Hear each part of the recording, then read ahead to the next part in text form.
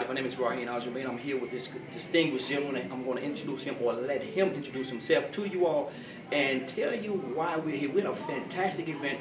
It's been absolutely amazing. You all missed it. You all missed it this time, so hopefully we'll be able to do it again. But sir, what's your name? Khalil Osiris. Khalil Osiris. And I'm founder of Truth and Reconciliation Conversations, T.R.C. Our initiative focuses on two core areas of social justice. One is racial reconciliation, and that's embodied during our annual observance of what's called Nelson Mandela International Day, held every year, July 18th. It's inspired by the life of Nelson Mandela and the 67 years of struggle and sacrifice that he committed to and emerged from the prisons of South Africa as a beacon of what excellence looks like in the face of adversity. Our second focus is on gender equality, which is embodied in an annual observance called 16 Days of Activism Against Gender-Based Violence. It starts every year, November 25th, which is the International Day for the Elimination of Violence Against Women, and it runs through December 10th, which is the International Day for Human Rights. That 16-day period between November 25th and December 10th, over 170 countries around the world and over 300 million people are participating in activities to raise awareness and galvanize action to address and specifically to end violence against women and girls. Wow. And it's known as a global observance of 16 days of activism against gender-based violence. Now, we participate in that through our initiatives with T.R.C. by providing youth around the country and around the world an opportunity to, number one, pledge to end gender-based violence where they live. That pledge, they record it on their phone, post it on their social media, and then tag our organization, and we create followers for them by way of turning the social media tool or platform into a civic education delivery system for the education. Now, the ideal of them learning, number one, taking the pledge, and then secondarily being encouraged to take a course that's free, that educates them about how to prevent domestic and gender-based violence in their community. Hold on for a second. Now you said free. It's completely free. Anywhere in the world. We're in over 60 countries providing the curriculum, and they can go to our website at trconversations.com and simply sign up and take the course. For those young people, students and licensed social service professionals, students can earn academic credit as well, transferable to their local school for learning how to prevent violence against women and girls. So by doing this, whatever they're going to school with, they can actually get credit towards school. Absolutely. They're transferable to their local school. Yes. Wow. So the other part of that is that university students or licensed social workers or social service providers are also able to earn continuing education units, CEUs, for participating. That involves a pathway for scholarships for students anywhere in the world to apply, and their participation is being validated through their engagement. So we make the distinction between return on investment, which is the standard metric for determining impact. We look at return on engagement, ROE, as the metric for determining impact. And so what we're looking for is what level of engagement, of actual engagement, are the young people that we're targeting participating in, and how do we document that? Now, you said something about a pledge. Is there a pledge that we can speak about right now? Yes, so the pledge is to simply acknowledge that you're taking a stand to end violence against women and girls where you live, and then to give a reason why. Why is this important to you? For some, people it's as simple as I have a little sister, or I love my mother, or because we target young boys as well. Yes. And specifically, we say to men, accountability starts with us. We keep talking about gender equality and violence against women and girls as if it's a woman's issue. Come on. When men are the primary perpetrators. That's true. That's true. So our unwillingness to recognize that we're the fish in water, that we are the primary perpetrators, makes it impossible for us to solve this issue, which is completely preventable. This is the other thing to understand. Yeah. All behavior is learned. Consequently, it can be unlearned. Absolutely. We're talking about not just unlearned, but prevented. So when we're talking about toxic masculinity, domestic and gender-based violence, we're talking about learned behavior. Yes. Yes. And if we understand this learned behavior, then we have to ask ourselves, where is it being learned? And it's being learned by the normalization of how we mistreat women globally. My dad acted that way. My uncles acted We that never way. had to think about it. Yes, yes, yes. And so unless or until we own it, Yes. until we own it, Yes. it's not going to change. And the ownership, the accountability comes with the fact that we're the primary perpetrator. Yes, yes.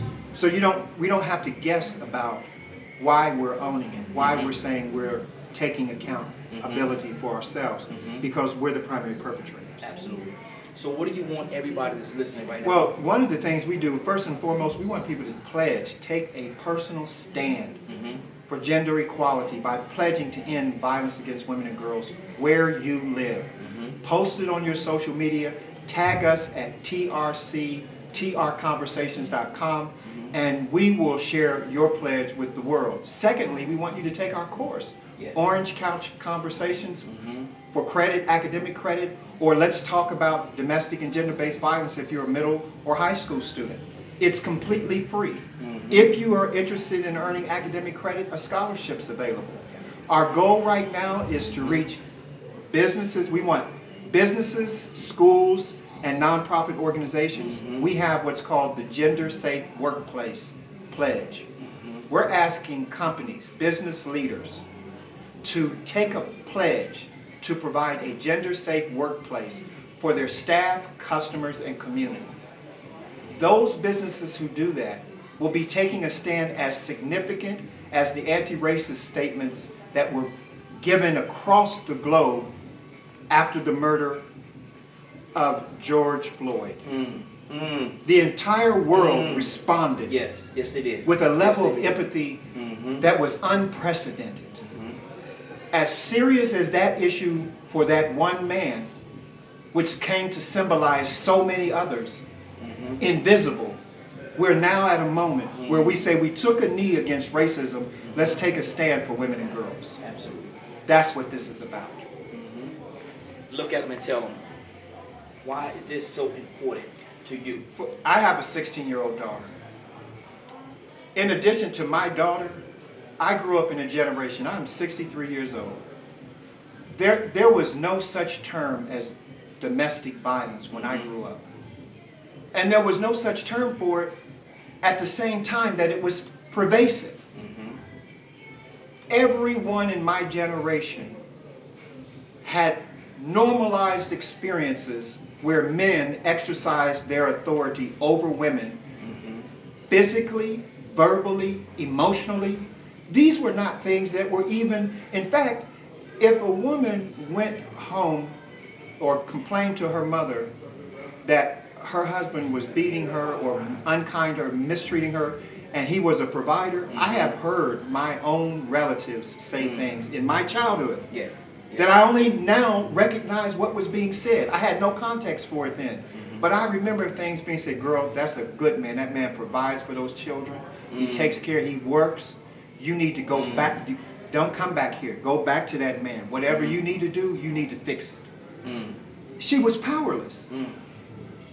Powerless. It sounds as though she was property. Well, I'm saying we still are that way as men.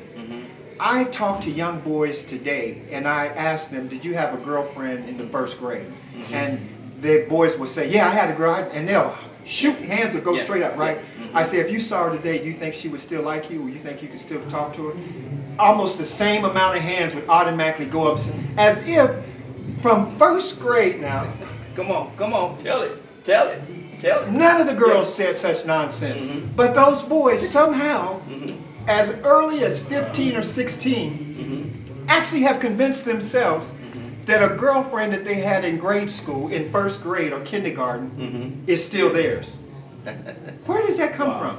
Property. We've normalized things that we're unaware of. And here's what I'll say in closing. Parents, please listen to this. What we find in our work is that parents teach unintentionally and children learn unconsciously. So if you're teaching things unintentionally as a parent, Yes. and your children are acting out things that you now find disruptive, toxic, unacceptable, please look at yourself first and begin to ask the questions that are most important for healing the relationship with your child. And that is, what can I do to make things better? Together, us doing this thing together, and I see us like the match that you're going to throw out there in the forest and light this state, this nation, and the world on fire with a passion to protect our greatest assets, women and girls. So I'm going to ask, as I read the statement of purpose for today, I'm going to ask two gentlemen. I want to ask Brother John, if you'll come up. This is purposeful. And Brother Jason, if you'll come and stand with me as I read the purpose of the occasion for today. And we want to make a statement even while we're doing this purpose of occasion. It's an us thing, all right? And this is why I wanted the brother on my left and the brother on my right as I state the purpose for today's occasion. The purpose is to raise the flag of advocacy against gender-based violence against girls, women and girls, of course, who are our companions, the carriers of the next generation, the children, and the caretakers. We're raising the flag.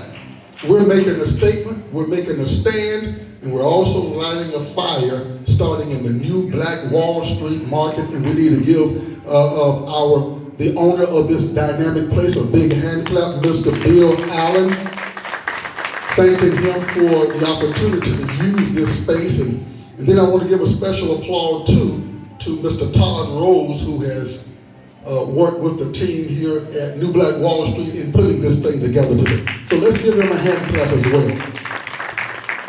So thank you, brothers, for coming and standing with me as we are together doing this thing. Let's kind of lock in a little bit. Since they're taking pictures and we got it on social media, this is an us thing. We're doing it together. I got a cowboy on my right, a cowboy on my left. All right, okay, I get it. But this is what we want to show forth moving forward. A united front and men stepping out front. Thank you, guys. Let's give them another hand clap. I'm utterly excited to introduce the founder of T.R.C, stands for Truth and Reconciliation Conversations, if this is the first time that you're hearing about it. And a man that I would say the queen of networking, and her husband can vouch for this more than I can. He told me a few moments ago, Melvin, he said, look, if you're gonna hang around my wife, you better know how to swim.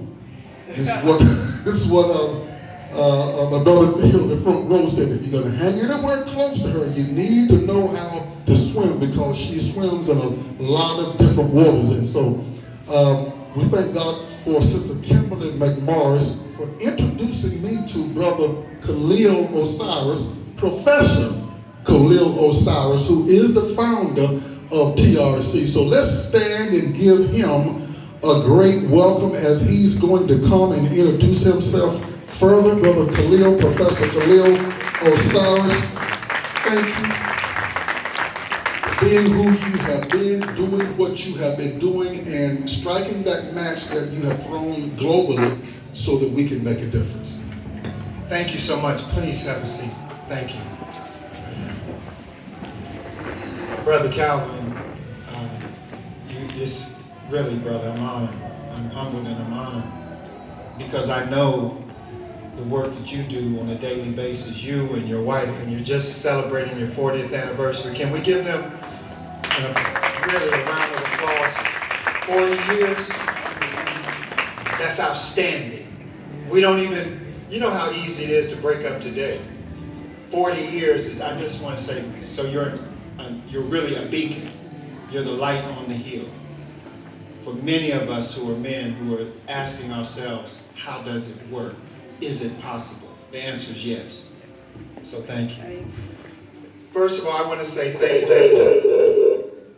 thank you to everyone for coming out this evening or this afternoon for this event. I just want to give you some backdrop for T.R.C.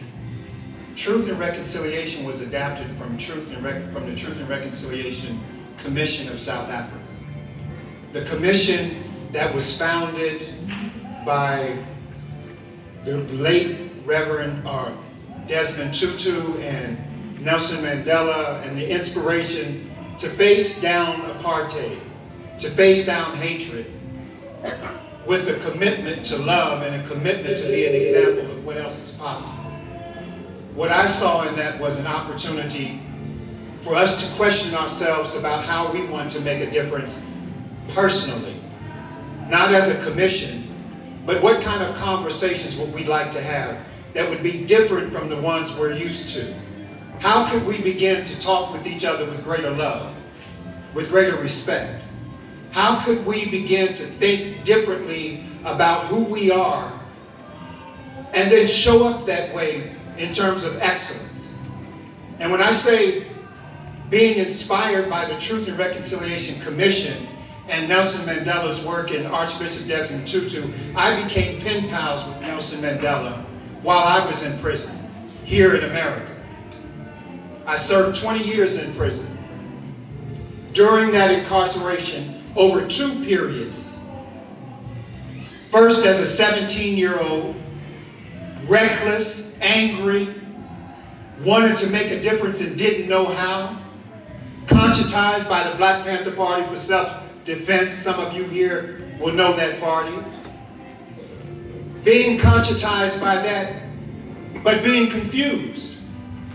Like a young, not unlike many young men today, right now, want to do something significant but don't know how, and leads to recklessness. But in my case, it led to violence, a robbery at 17. Not because I didn't have parents that didn't care. No, I had a loving mother, a loving father, all of those things that we know as parents we give and we hope will be a determining factor in the good they do. But I ignored my parents' prayers. I was that reckless one. And at 17, you think you're a man until you meet men. And in my case, it was violent men in America's bowels, at the bottom of life. Let me just tell you this. You don't know what you're capable of becoming when you're 17 years old. You don't have a clue. But I will say this. Nothing in my life could have prepared me for what I was about to witness when I went there. And the end result was, I discovered I too could become a savage. To survive. So when you see, some of you will have family members, in this audience, some of you have family members who have gone there, have gotten out and gone back, and gotten out and gone back. And we ask ourselves, how can something you hate so much, how can you keep returning to it? Well, let me just say this. Until you transform your thinking, your behavior will remain the same. You can't have a positive life with a negative mind. And what I discovered when I got to prison at 17, I actually was already incarcerated before my arrest. The source of my incarceration was not the cell. It wasn't the arresting police officer. It was self-imposed limitations. It was self-defeating beliefs. And I got out and went back. At 22, I got out, was stabbed by Aryan Brotherhood members, committed horrific acts of violence, released at 22. I was a wounded human being. However bad you may have thought I was at 17, by the time I was 22, having been stabbed by Aryan Brotherhoods and becoming a savage in there to survive, I was something you wouldn't recognize. I tell you this because some of you have those family members. Some of you know these stories personally. And I went right back to prison. It was predictable. This time, my maximum sentence was 75 years. It was the rest of my life. I tell you that because I want you to understand what's possible to come back from.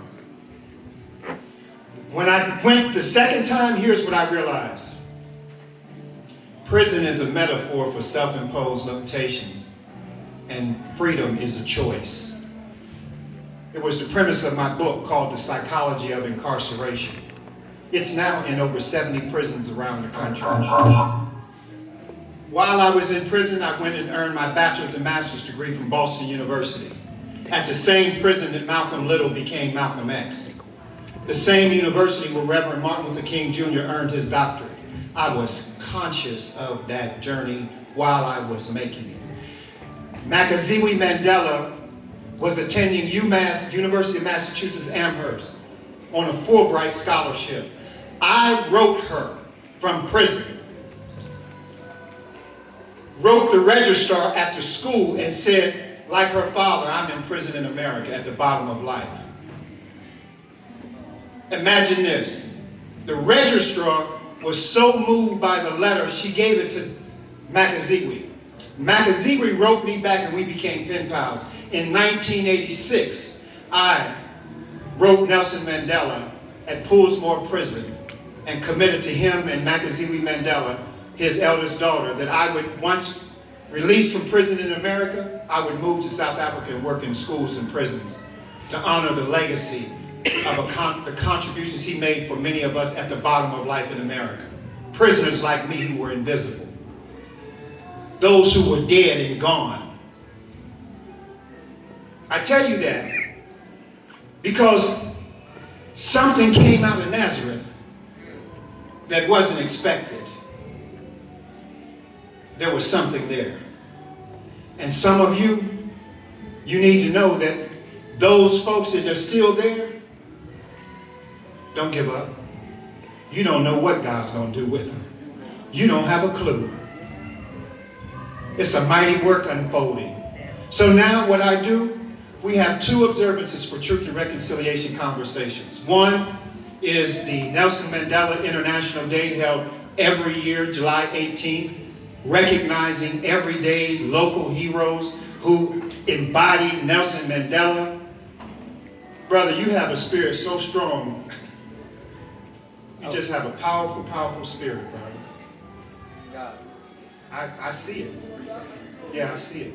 Yeah, I see God. Yes, sir. But we celebrate July 18th in recognition of him. And then we have our second observance. It's for gender equality. By focusing on how we can end violence against women and girls. I'm talking about something we don't need any permission to do. I'm saying something that we don't need money to engage. I'm saying that there's no outside invader that would prevent us from doing the thing that I'm talking about right now. I'm not talking about statistics. I'm talking about human beings sitting right beside you who have been wounded by us men. And the reason why we find it so difficult to recognize how brutal it is because we're the fish in water. We're the perpetrators in most of the cases. And I say that because I'm 63. When I grew up, there was no such term as domestic violence or domestic abuse. That word did not exist. So the reason why we have men disproportionately represented here today on this issue is because when you look at the issue globally, this observance happens annually in over 170 countries, participated in by over 300 million people. And if you look for visibility of men, particularly men of color, it's 0.0001%. On the flip side, when you think of perpetrator, by default, it comes immediately to mind. So by default, we're being seen as perpetrators for lack of advocacy on an issue that we are the primary perpetrators of. That can be changed. We don't need anyone's permission to change that. So I'm talking to every man, every young boy, and I'm saying that we have the power to stop it, to prevent it, and to be on the front line doing it. And here's what happens. They're going to earn academic credit. They're going to earn academic credit. Young people who take the course will earn academic credit for learning how to prevent violence where they live against women and girls. I'm here. I have a 16-year-old daughter. I know how unconscious I was and have been as a man. And when I say unconscious, I just assumed that any relationship I was in, that at the end of the day, she's just supposed to do what I say. No, now I know I'm not the only man in here with that kind of unconsciousness operating. And I say it's unconsciousness not because it's right or wrong that what I'm doing. I'm saying I was unconscious. See, I'm being truthful about me. I'm not saying the model of a man being the head is wrong. I'm saying I was an unconscious man. I'm telling you something very different than attacking the model. And it's important to understand the distinction. If you have a person operating in consciousness and godliness and who is operating from his higher self, that's a very different thing than a man who comes to you and you know he is unconscious and treating you poorly. Let's just get some conscious men. That's all. Brother, thank you. Man, you inspire me every time I hear you share your testimony like that. Very, very inspiring. It was an easy fit when Kim introduced me to Khalil. I'm like, we're already doing something down these lines. Easy plug-in. T.R.C. became like wind beneath our wings. But anyway, here's my introduction. I'm Dr. Calvin Elson, the founder of the Men Magnifying Manhood Movement, director for civic engagement, very proudly for T.R.C., the Vice President of Community Affairs for the Atlanta Black Chambers of Commerce, and the biggest one of all, I'm the husband of Judy Ellison for 40 years. So at this time, we're going to start, the scripture says that the last shall be first, and the first shall be last. So Brother Isaac is going to be first since he was last, all right, to come up and introduce himself for 1 minute, and then we're going to come back and we're going to have the women to go first in a panel type 20-minute discussion, and then the men are going to go after that. Then we'll have some Q&A and wrap up. So let's welcome Brother Isaac Barnes to give a minute introduction of himself. Good to meet you. Thank you. So, he said a key phrase, the first shall be last and the last shall be first. I think every single one of us in here understands what that means at a visceral level. And today, I just want to say thank you to all of the panelists and everybody that's here. And a special thank you to everybody in the audience. This means so much to see this many beautiful faces on a Wednesday, the day before Thanksgiving. So, I'm Isaac Barnes. I'm the president and co-founder of Imminent Future. I recently made history for being one of the youngest black entrepreneurs ever to win a $13.4 billion contract with the Department of Defense. And that's not even one of the most important things I would say about myself. One of the most important things is I'm a believer. I'm a believer in I just wanted to acknowledge that and just say it. And also, I support this cause. And as Khalil knows, I support this cause of standing up for our women, standing up for our children, and standing up for anybody that's treated unfairly and unjustly. That I met when my wife and I first moved here to Georgia. It's been a great connection. I'm going to let him fill in all the blank, but Mr. Melvin Coleman. Let's give him a big hand clap. Executive Director for the Young and Black Chambers of Commerce. Thank you so much, Dr. Ellison. It is always good to be in this particular space, and it's wonderful to see everything that's happening here. And this event is just another one in a long line of great experiences. So, as Dr. Ellison said, my name is Melvin Coleman. I'm the Executive Director of the Atlanta Black Chambers. We're an organization of entrepreneurs. And again, being here is so relevant for me because this space is about black entrepreneurship, black ownership, black wealth, and black excellence. And to stick with the theme of what we will be discussing today, my greatest achievement in life is I am the father of a 12-year-old beautiful daughter. Her name is Layla. Thank you. All right, he keeps it rolling with the chamber. It has astronomically grown under his leadership, and we're so proud to be a part. Next, we have, you know how you have these relationships that were supposed to be by mistake, but you find out that they were divinely ordained. This time we're going to have Pastor Kenyon Dudley come and introduce himself.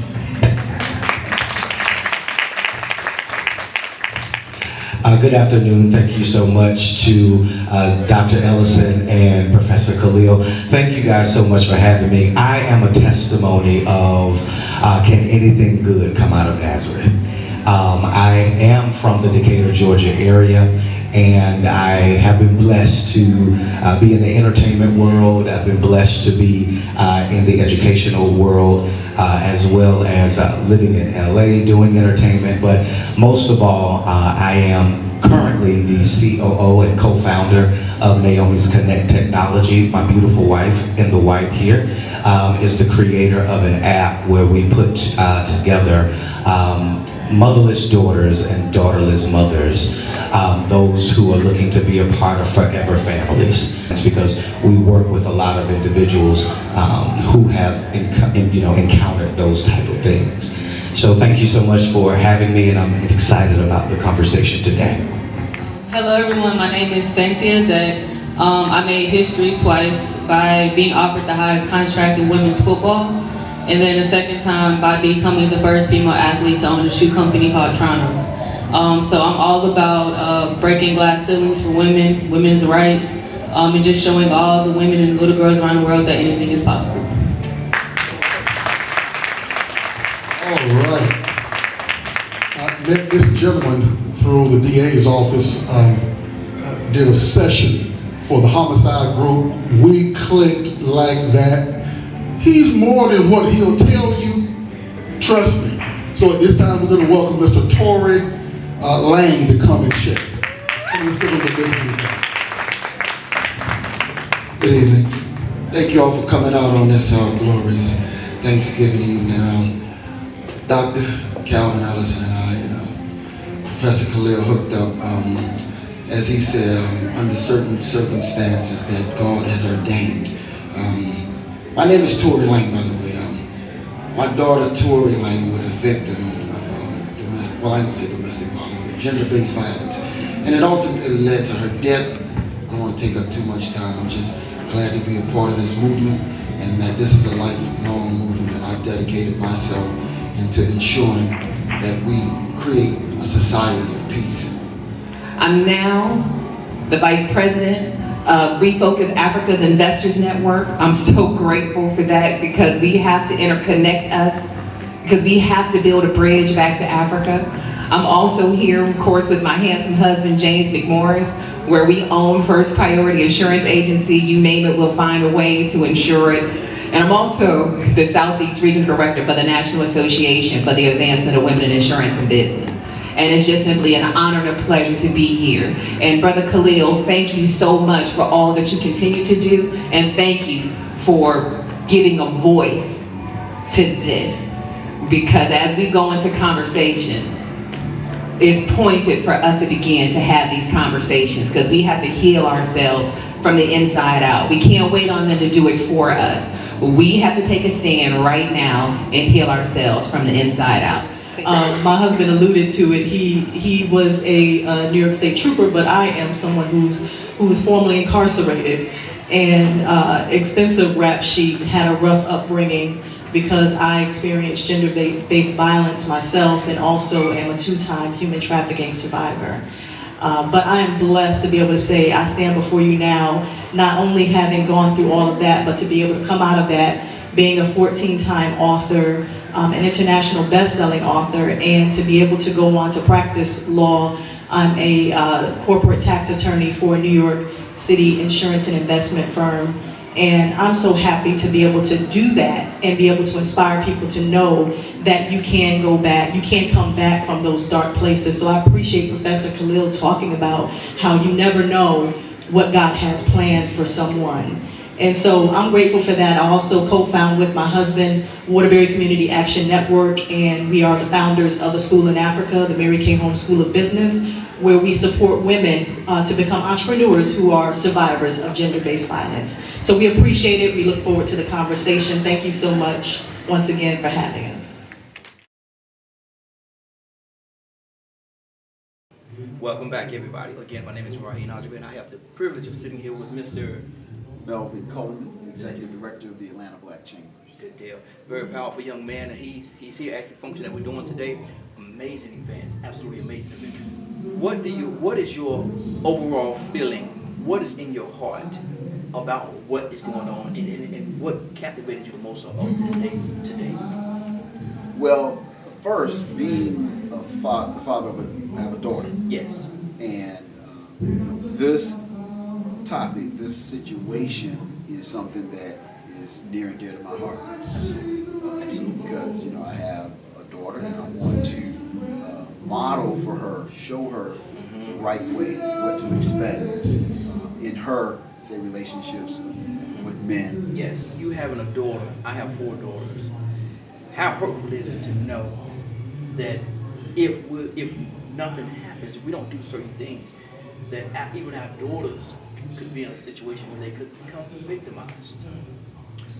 It's scary for me to think that my daughter would have this experience, and as a dad, you want to protect. Yes. Yes. And educate her, show her the right way. So, but it is scary. Yes. But if we come together as men, take a stand, and show the world that we're committed to putting an end to gender-based violence. So I'm asking you the question, bro. Are you taking a pledge? I am most definitely taking the pledge today. Welcome back, everybody. Again, my name is Raheem Najib. I have the distinct pleasure of sitting here with Mr. Isaac Barnes. Isaac Barnes. Tell us a little bit about yourself, Mr. Barnes. So I am an activist. I'm a Marine Corps veteran, but most importantly, I'm a servant of God. And that has brought me many blessings in life. I currently run a successful government contracting company. We build software and do technology to help America, create the change that we want to see. Absolutely. Now, what happened here today, to me, absolutely amazing. Oh, it was amazing. Seeing all the people, the ladies sharing their stories, then you all coming behind them and seeing what y'all felt about how, and giving your own personal stories and testimonies as well. Brother, what is it that brought you here today, and how impactful was this towards you? So this was one of the most impactful things that I've done, at least, if not, the last 5 years, at least the last year. Just seeing and hearing the stories of the women, Yes. hearing and seeing the stories of the men, but more importantly, seeing how the audience showed up for this, right? It's rare in our community that we have this many people coming together for a cause like this. We try to push things under the rug and act like things don't happen, but this is a cause that I've been very passionate about, literally all year since I've heard about it. So I've done my pledge. I've also signed up my company to support this cause and support this initiative. It's something that's near and dear to my heart. Like I mentioned, I've gone through my own version of gender-based violence as a man, and having women, be the perpetrators of that. And so I can relate on a deep, deep level on the pain and the suffering and the trauma that it causes. And so all of that is what brought me here today. And I was molested for years, for a lot of years, and never ever talked about it.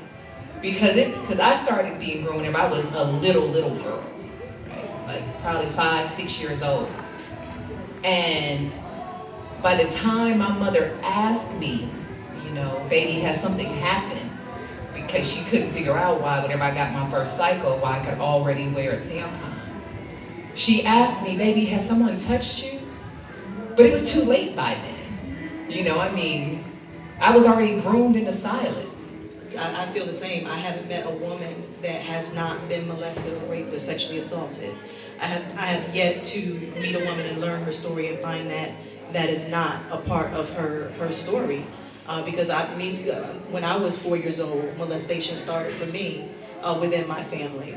But I didn't say anything about it because I had heard it as I was growing up, talked about so much in a way that it didn't seem like it was a serious matter. It seemed like something that was just swept under the rug, and what happens in this house stays in this house mentality.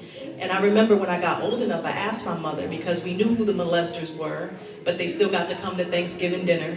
They still got to be in the house on Christmas, and we still got to go, and be around them. In fact, there were some times when I was allowed to go over to these individuals' homes unsupervised. And I asked my mother, I said, why aren't these people in jail? The event that we're at today, absolutely amazing. Absolutely amazing. I heard the stories. I heard you ladies. Y'all told y'all stories. So powerful. Somewhat hurtful because there's a lot of pain that actually came forth and the transparency. Why were you all able to be so transparent today? I was actually just talking about that. I feel like there was a sense of safety in the room, to be honest. I felt like because everybody was able to be open and transparent and honestly not holding anything back, I felt like it caused everybody to kind of just spill out, whatever pain or hurt or whatever their story is, and it came out. And I feel like that's honestly what a lot of us need. Because we don't feel. This was the first time I told my story out loud, which I wasn't even expecting today. So it was a lot. Was there a point or a pace or a point in this point while you're sharing your story that there was a sense of relief for you, that you were actually talking about it, that you was actually sharing it, that you was actually being open about it? Definitely. I've been wanting to tell my story. I just didn't know how or when. These conversations are hard. Yeah. So now this might give them the confidence to go and talk to the parents, the person that did it, the children, whatever it may be. So it's all about, for me, inspiration and just allowing people to, be them true selves. Okay. How do you get to a place? And this is a very personal question, and you can answer it the way you want to. But how do you get to a place of forgiveness?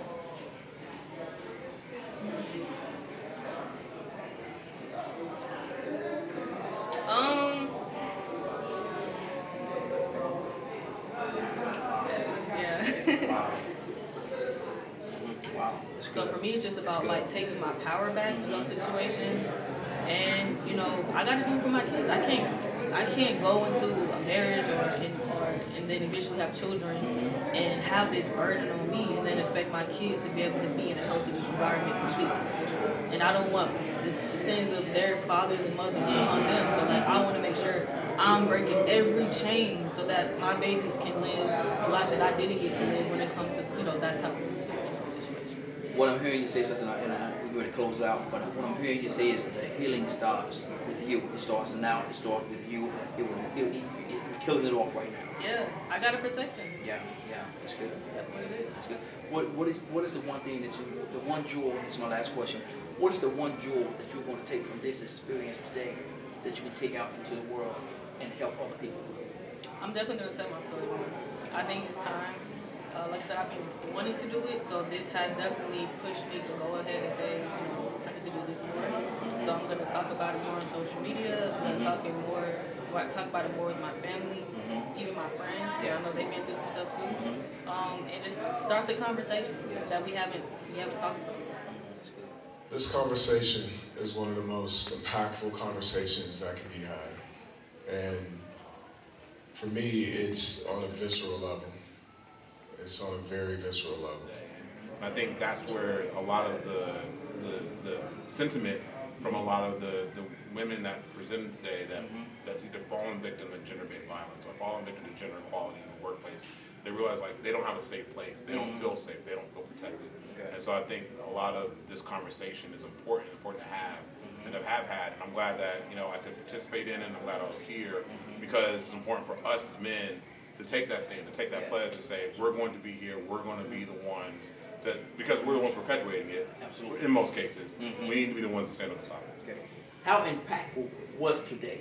Woo! Today was impactful because it's showing that we have a organization that's willing to take a stand on that. Like you have your Isaac Barnes, who just had the $13.4 billion deal with the Department of Defense that's going to jump in and utilize some of those monies to make sure these kind of gender-based violence don't work. And the reason is, I believe that we can make awareness is the concerts. We can have different fund drives and different events, activations, of course, here at the New Black Wall Street Market. And hopefully this event will continue to grow. You know, it should be a packed house because this is an issue we have to deal with right in the forefront, right in the nitty-gritty. And I feel like that's what this organization's done. So today's event gave me hope for the future for gender-based violence coming to an end. What did you capture from this day? It really helped to bring home the understanding of gender-based violence as well as domestic violence. It is real. Yes. I asked a question earlier, if you could take a jewel out of everything that happened today, you could reach into the bucket and pull out one jewel and take it back into the community, what would that be? It's time for action. It's time to make a difference. It's time to talk. It's time to have conversation. It's time to speak up, say something. And many times when I gather, if you're silent, it means you consent. Yes. So it's time for us to step up and make a difference. Did you take the pledge? I most certainly did. Thank you.